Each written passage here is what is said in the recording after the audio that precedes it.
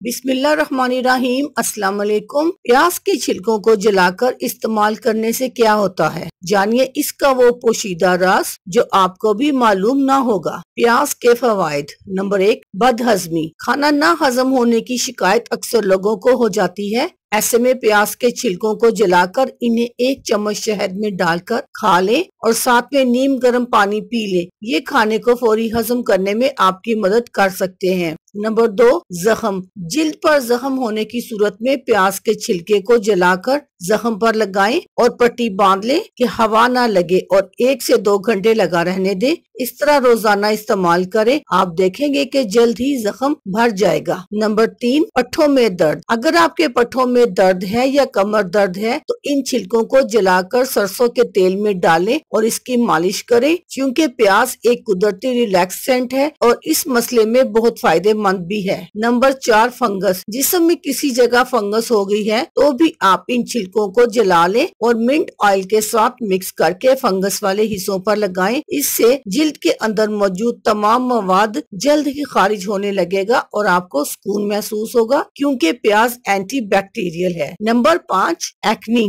यानी कि कील, मुहासे और दाने। प्याज में फ्लाविनोराइड होता है जो एंटी एक्नी होता है और एक्नी का मसला अमूमन लोगों को रहता है। वो इस मसले में प्याज के छिलकों को जलाकर गुलाब के अर्क में डालें और फिर इन छिलकों को एक्नी की जगह पर लगाएं। इससे कुछ देर जलन होगी लेकिन एक्नी जल्दी खत्म हो जाएगी। अल्लाह हाफिज। शुक्रिया।